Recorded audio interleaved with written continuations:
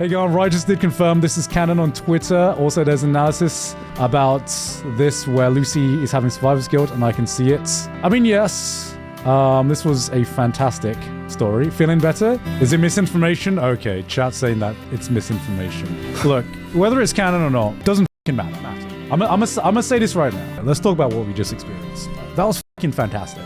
For a collaboration story, the reason this is a fantastic collaboration story is because it didn't feel like a side story. It felt like an epilogue, if anything. It felt like the closure that we may or may not have needed from the original anime. And I feel like that's what the real strength of this collaboration story is. The weirdest parts of this collaboration story was you reliving the ending of Edgerunners and then seeing Rover in a really emotional scene. That was actually the weirdest part. Just being like seeing Lucy come to terms with her survivor's guilt and seeing everything, and then seeing Rover there being the Wuthering Waves guy, and I'm like, that was what like drew me out.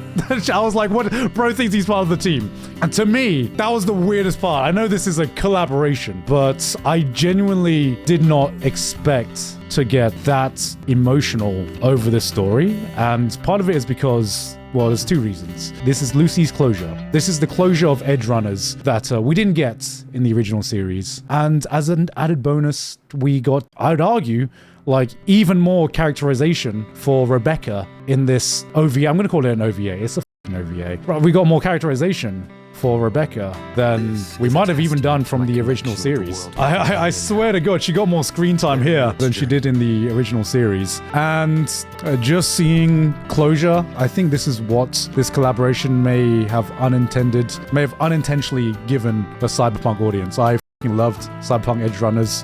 I f***ing loved Cyberpunk the game as well. Okay, shut up for a second, Rover. I really love Cyberpunk the game, and the amount of attention to detail with both Cyberpunk in terms of the game, mechanics, and just having the worlds and their stories collide, you could tell how much effort was put into this collaboration. And yeah, I got emotional. I got emotional revisiting, re-experiencing my trauma with the ending of Cyberpunk. It was a bittersweet ending, as I think is very on theme for Cyberpunk writing, very on theme for the original anime as well. And I would say that the characters were very true to themselves, to the point where it may or may not be confirmed as canon by the writers. Who the f gives a shit if it's canon or not? What's important is that you got emotional over it, and as an Edgerunners fan, it gave you the closure that you needed. I don't f give a shit if it's canon or not. Who the f cares? Does that change the emotions I felt experiencing this story? Absolutely not. It was just a dream. Who the f cares if it was just a dream? I'm glad this exists.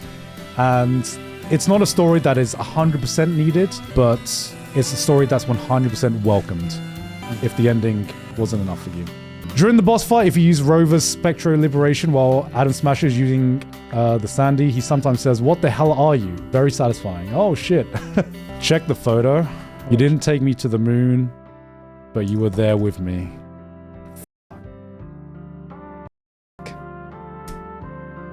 Amazing closure. Like I said, this is what it's about. Seeing this is my closure to Edgerunners. And then you see Rover in the background, you're like, what is bro? my immersion. This is so weird. But no, they did an absolutely fantastic job. Damn, that's my Cyberpunk. My Cyberpunk right there. Damn. Damn.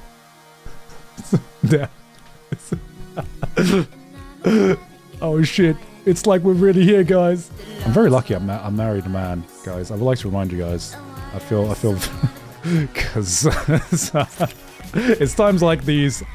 I feel very unemployed right now. Thank you very much for the super chat. First collab I've seen where they expanded on the collaborating IP instead of the game doing a collab or just cheap fan service. Yeah, pretty much. I think the biggest thing is that this collab, this didn't feel like a Wuthering Waves story. This felt like a Cyberpunk Edgerunner story with Wuthering Waves cameos. Not the other way around.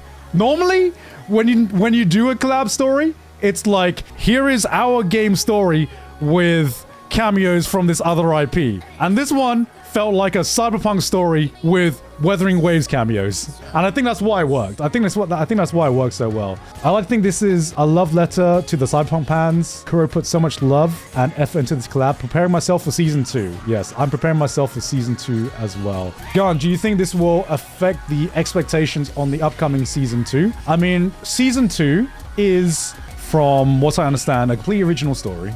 I don't know anything about it, but I do know it is an original story. Playing this made me, number one, really glad that I got to see more of Rebecca, since everyone finished Edgerunners and we had one thing we hoped outside of a happy ending, and that was to see more of Becky. And number two, it makes me really, really hyped for season 2 of Edgerunners, and it makes me really, really want to play Cyberpunk again.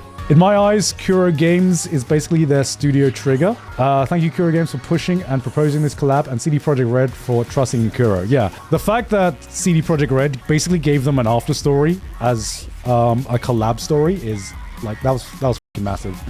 And I'm really glad that Rover didn't like overstep his involvement in this story for the characters either. He was obviously there, but I felt like if it started shoving in too many Woowa characters in such an intimate story for Lucy, I think that would have like ruined the vibe. Now, what IP is going to be next? That's the real question. What IP is going to be next? That is the real question, man.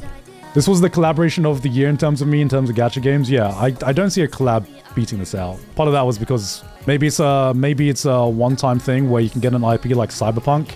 Maybe it might be a one-time thing that you can get a IP like Cyberpunk and you can get such a powerful story because it is literally the epilogue of that IP itself.